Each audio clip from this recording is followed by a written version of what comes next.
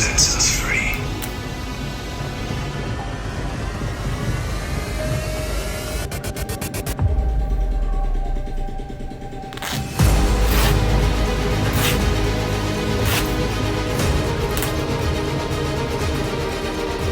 I crave your mouth, your voice, your hair. Silent and starving, I prowl through the streets. Bread does not nourish me. Dawn disrupts me. All day, I hunt for the liquid measure of your steps. I hunger for your sleek love, your hands the color of a savage harvest. Hunger for the pale stones of your fingernails. I want to eat your skin like a whole arm.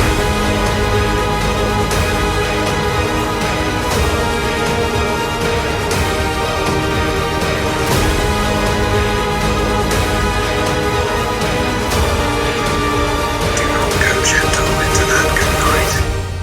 Old age should burn and rave at close of day.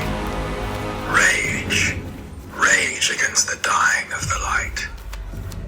The wise men at their end know dark is right. Because their words had fought no lightning, they do not go gentle into that good night. Good men, the last wave by, crying how bright their frail deeds might have danced in a green bay. Rage, rage against the dying of the light. Wild men who caught and sang the sun in flight, and learned too late they grieved it on its way. Do not go gentle into that good night. Grave men, near death, who see with blinding sight. Blind eyes could blaze like meteors and be gay. Rage, rage against the dying of the light. And you, my father, there on the sad height, curse, bless me now with your fierce tears, I pray. Do not go gentle into that good night. Rage, rage against the dying of the light.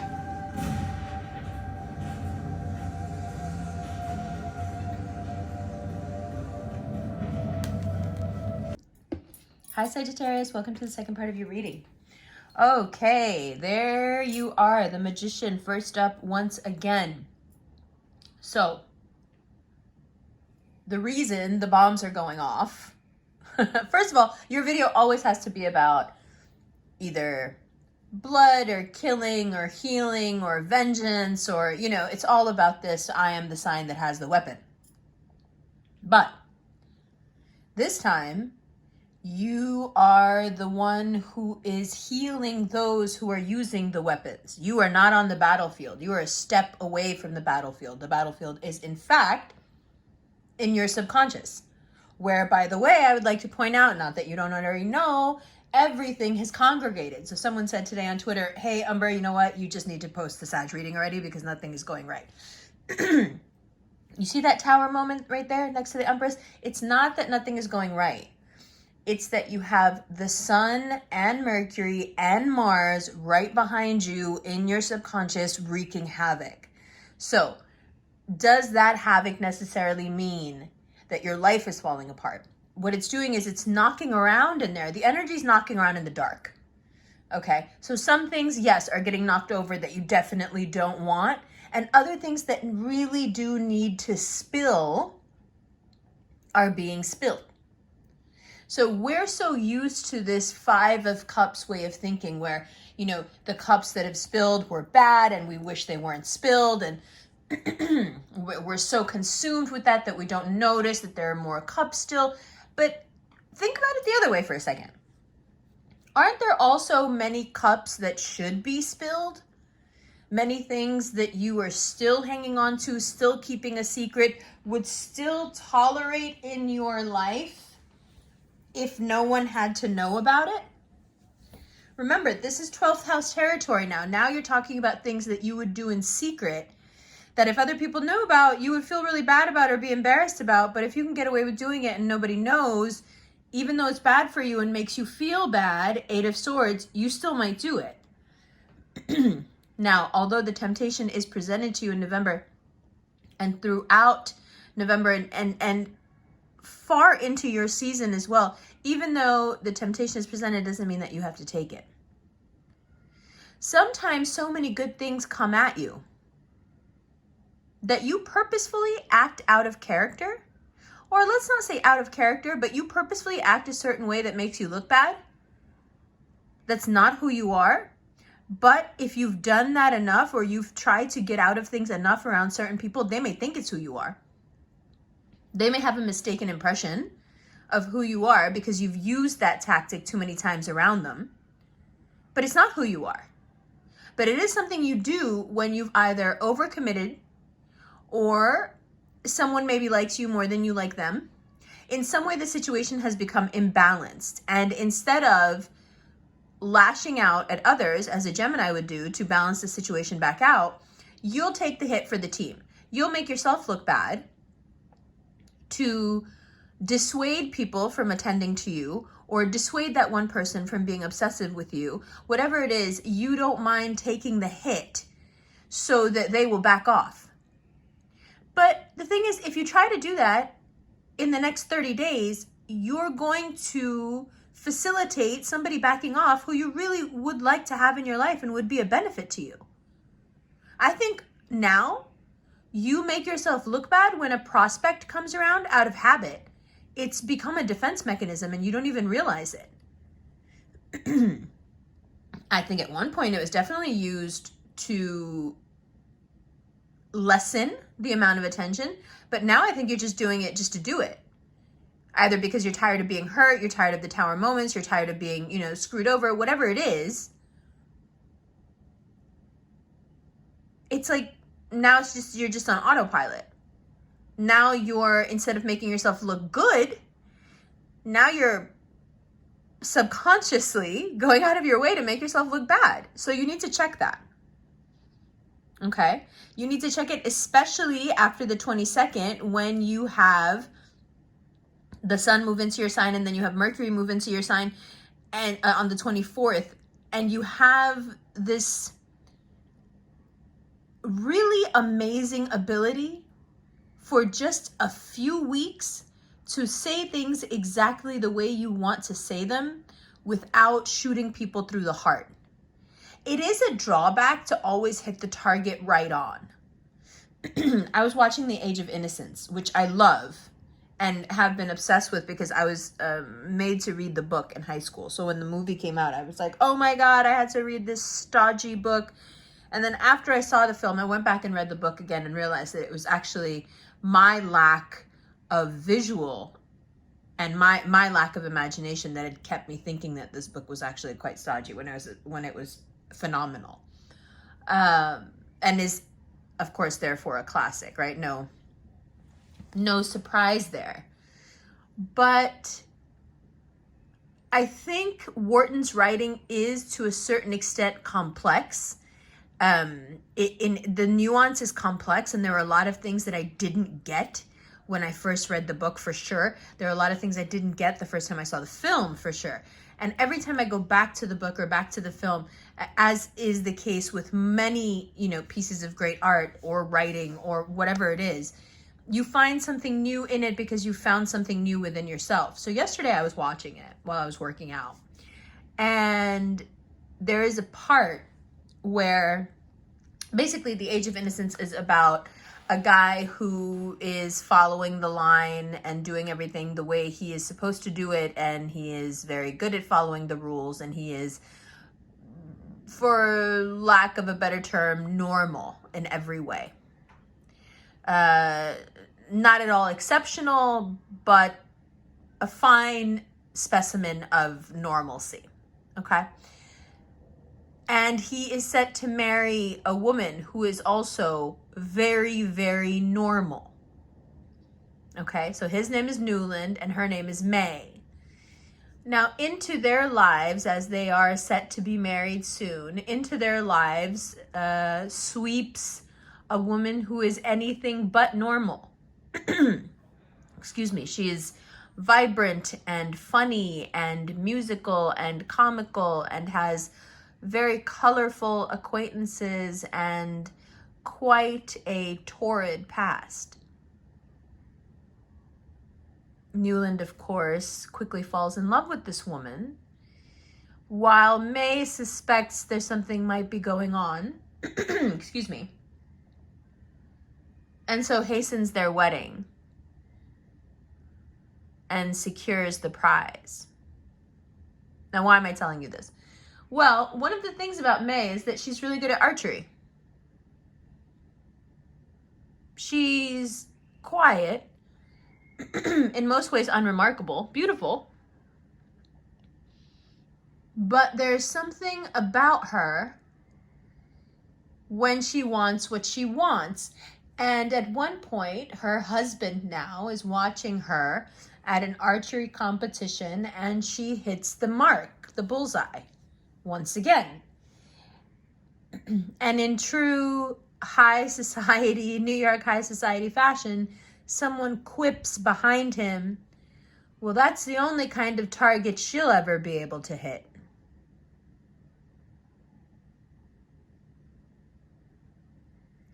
Her inability to hit the target is something that I didn't think I quite comprehended until yesterday. It was too adult of a ridicule for me to understand. You have the opposite problem. You hit the mark too often. You hit the nail too much on the head too often. Every shot is a kill shot. But sometimes you don't want to shoot the person in the head. Sometimes you need information. So it'll be lovely for you to spend the next few weeks being able to communicate without hitting the mark. Now, you can interpret that as confusion, or you can see it as a beautiful opportunity to connect even more deeply.